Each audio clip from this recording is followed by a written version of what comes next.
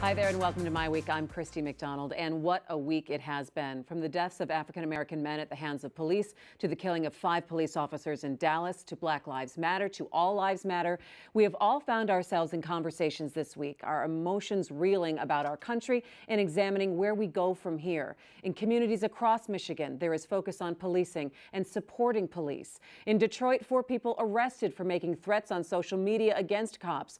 A Detroit officer reprimanded for his own rant against Black Lives Matter on social media, and rallies for peace and better understanding. We'll look specifically at our area's reaction, plus changes in the Detroit Police Department coming off of federal oversight. Also, one state rep wants to classify violent crimes against police officers as hate crimes, and we'll also look at the role of leadership and how our country moves forward from all of this. There is a lot to get to tonight with our My Week contributors, Nolan Finley of the Detroit News, Stephen Henderson of the Detroit Free Press. Guys, it's great to see you this week, especially after everything that has happened. And I guess I want to just first get your take in terms of what are some of the conversations that you've had with people this week in the aftermath of everything that we've seen, Nolan? Well, I think there's a sense by people that the country's coming apart. I mean, we haven't seen anything like this probably since the civil rights and anti-war protests of the 60s, where, people are actually getting killed in the process of protest and in the clash of ideals and what have you. I think there's a lot of people are worried about the country and its status, where it's headed. There's a great deal of concern about this. And I think it's interesting, too, because I've spent some time on social media, and Stephen, I know you have as well, and posting a lot about this. I mean, I find getting into weird conversations with people, some bizarre takes, and a lot of people are forming their opinions about how they feel about where the country is, to Nolan's point, based on maybe experiences their parents have had. It has really brought up a lot of raw conversations that I think that people sometimes don't even know where to go with this. Yeah, well, I think that's actually a good thing, right?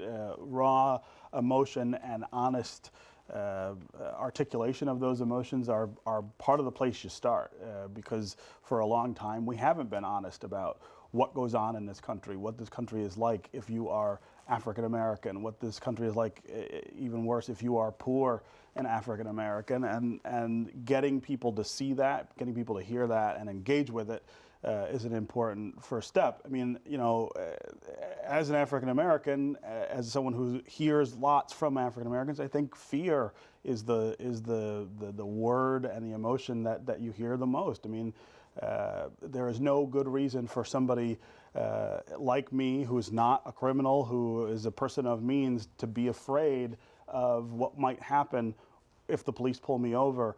These videos that we've now seen for 3 years running, which expose something that's been happening for a long time, make that much more palpable. Makes it much more palpable when I think about my 12-year-old son, who's starting to look and act like more of an adult. I think you got to start the conversation there and start thinking about what are the things we need to do to change the way that police interact with African Americans and the way the rest of the country thinks of us and our community and our lives. What value do they actually have? Do you feel, though, that there still is this us versus them mentality that has come out, and then after the shootings of the police officers, Nolan, even more of a line? Well, I would hope not, because the last thing this country needs is a race war, and I'm a little worried about the escalation of the rhetoric. I think Steve's right. We need to discuss this thing. We need to examine policing and tactics and training, but most cops aren't racist, and there's not a systemic war on African American men by the police departments. There have been some horrible incidents, but as the police chief in Dallas said, when the shooting started, these officers ran to protect the public, and that's what they do every day for very low pay and at risk of their lives. And so we've got to be careful not to demonize them, not to put targets on their back. And one thing the Black Lives Matter has done, it certainly has raised awareness of this issue, but the rhetoric has been sometimes a little too incendiary. I think you don't need folks marching down the street shouting, what do we want? Dead cops. It's dangerous, and we've seen how the impact rhetoric has had on people who are mentally unstable. We saw that in Charleston, for example. We saw that in other places.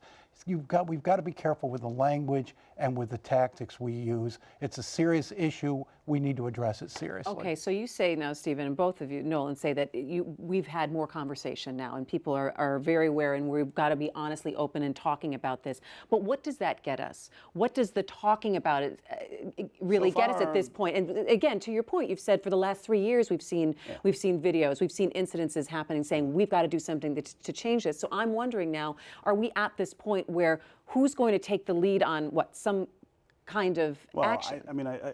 I think that's a really important question, to move from talking to some action. And there are some points where we have the opportunity to do that. You think about what happened in Ferguson after the shooting of Michael Brown and all the conflict there between police and the African American community. The Justice Department came in and documented what goes on in that department, talked about how often African Americans are pulled over for apparently no reason, written tickets for apparently no reason, how they had created a culture of criminalization around blackness, essentially, in that town, that pushed things to the point where someone like Michael Brown sets off this clash between police and the African American community. I think interceding in this at that point, getting at the driving while black, right? How often are African Americans pulled over for things that you never pull white people over for? And you know, you got to be honest about this stuff. Police officers know that there is a culture and there is a systemic issue in a lot of departments about the way that you deal with minority communities. We have to start thinking about ways to make that look different. All right, so in the aftermath of all of this, all the major cities are being looked at, Nolan. So of course everyone's looking at Detroit saying, all right, what's happening in Detroit? Could something like this happen in Detroit? It could happen anywhere, because you get somebody goes off their nut, and I mean, people get shot by police in Detroit quite regularly. Now, we haven't had sort of the same dramatic, unjustified, questionable shootings here that we've had in other places, but I mean, a lot of people get shot by police. A lot of white people get shot by police every year. Half the people killed by police are white. And I think we have to start taking a hard look at the use of lethal force when it's appropriate. I mean, ideally, that should be a very last resort. And, you know, we need to examine whether that's true or whether it's become too easy to use the gun. Well, and also, it's also this idea, you know, the police escalate these incidents. You think about pulling someone over for a taillight and you get to the point where you're shooting them. You think about stopping somebody from selling CDs outside a store. How do you get to the point where you're now rolling on the ground, wrestling with this person? It's the police who escalate too many of these incidents to the place where lethal force is even on the table. And you've made a point about oversight, and Detroit police is just coming out of oversight from the Justice Department after a number of years, and they changed a lot of things. And they did. And Chief James Craig, he talked to us a short time ago, talking about the department coming out and an emphasis on community policing. I want you to go ahead and take a listen to that. When I assumed command here some 2.5 years ago, I would tell you that police-community relations were at the bottom. People have lost confidence in this police department. The City of Detroit Police Department was under a consent decree for 13 years, the second longest running consent judgment in this country. Now, we look at what we've done with fewer officers, how we've restored trust and transparency. And I believe that the initiative, Neighborhood Police Officers, has really made a difference in bridging that gap. So coming out of this oversight, Nolan, do you believe that Detroit is in a better place maybe than a lot of other cities? Well, I think they're in a better place because they got a police chief who understands the importance of community relations, and he's doing a lot of things to build trust with the community, but also to work with his officers' training on tactics and what have you to minimize the possibility that would happen here. Same in Dallas. You have a police chief who is aware of the need to change tactics and to work with the community. I think all over the country now you have police departments looking at themselves and trying to figure this out. I think, again, one thing we can have here is police feeling like they're a target, they're under siege. It's only going to make them more defensive, more fearful. And I mean, you talk about being fearful as a black man being stopped by police. The cops are fearful too. And I think that combination But the sometimes distinction is a volatile. really important distinction there, right? Cops are trained and employed to be in fearful situations and to react without escalating those incidents. That's their job. African Americans they're don't human. have that same burden. They're human, Steve. And fear is fear. It is unreasonable to sort of, I think, compare civilians who are being targeted because of the color of their skin to professionals who are trained to de-escalate those situations. And that's what's not happening. And I'm not comparing it, Steve, but I'm saying you have to be realistic. These are human beings. Understood. They're underpaid. They're in stressful situations. They get frightened the same as anyone else. And I think it's a very dangerous atmosphere when you have both folks frightened in an encounter. What about leadership and tone in terms of, I mean, you talked about the police chief in Dallas, and we just heard from Chief Craig. How big of a difference does that make in leading a police force like this and kind of trying to institute some of these changes? I mean, I think Chief Craig deserves an awful lot of credit for the change in demeanor and relationship between the police and the community here in Detroit. We still have problems. There's a group now that's talking about officer-involved incidents and the number of them. You're always going to have some of that. I think there's a whole lot less of it now because of the Justice Department intervention in Detroit and the things that we have changed. It's a model of some sorts for some of these other places. I think in some of these other departments, one of the things you do have, though, is this mismatch of culture in the police and the community. How many African Americans are on forces in cities where you have large African American populations? How many of them live in the communities that they're policing and understand the things that go on and how to deal with them? I mean, I think Detroit looks a lot different in that way than a lot of other places, and until you can start thinking about a national way to get other departments in that same space, we're going to have this problem. Nolan, this week a state rep said they want to classify violent crimes against police officers as hate crimes. Do you believe that is legislation that we need here in Michigan? No, I mean, I'm not a big supporter of the whole hate crime designation. A crime's a crime. You shoot a cop, I mean, that's first-degree murder. I mean, if you're convicted, I think it's grandstanding, it's showboating to add that extra layer. I think you deal with the crime. It's tragic for a cop to die. It's tragic for any individual to be shot and killed or to be murdered. I don't think you get into classifications of victims. You just prosecute the crime. What do you think? I'm not a big fan of those. I mean, the irony here is that in some states, in many states, in death penalty states, killing a cop is an automatic enhancement to get a capital charge. In Louisiana, for instance, where you saw two cops shoot a guy lying on the ground, if that situation were reversed, the person who did it would be absolutely charged with capital murder.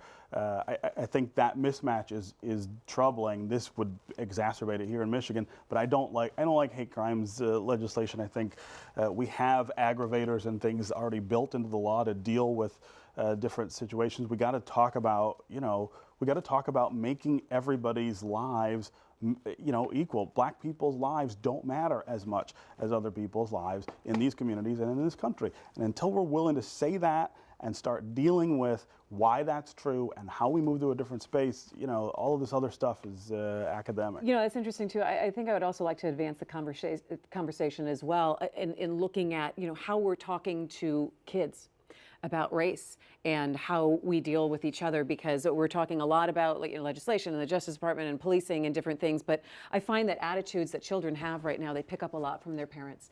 And so I want the larger conversation also to continue to be, what are we teaching now our youngest generation? And I've thought a lot about that this week as I've been explaining to my 3 children what they've been seeing on the news, first starting with the shootings and then what happened in Dallas, and having these larger conversations. Nolan, what do you think? Well, I think these younger generations are worlds ahead in terms of racial understanding, racial acceptance, race relations than previous generations. The conversation you had with your children, did you have those with your parents when you were growing up? No. I mean, so I think we're well ahead, and I think there's hope for the future because the kids are interacting more with each other than past generations ever did. There's more conversation, there's more understanding.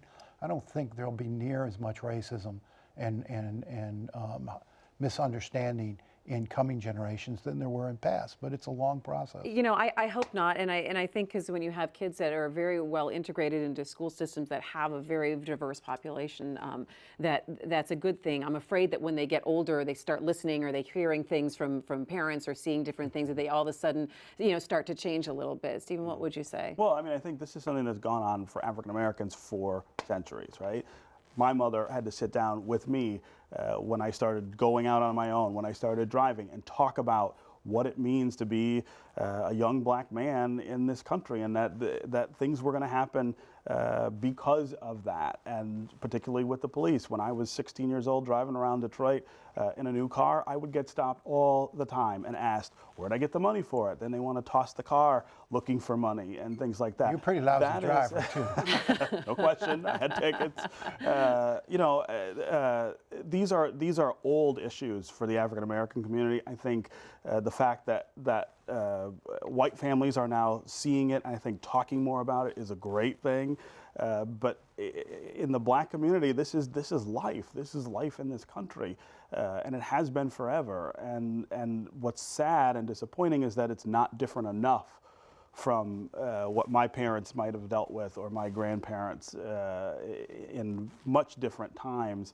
The fact that I have to now sit down with my son at age 12 and 13 and talk about these things the way I was talked to when I was a kid, it's difficult. It's very hard.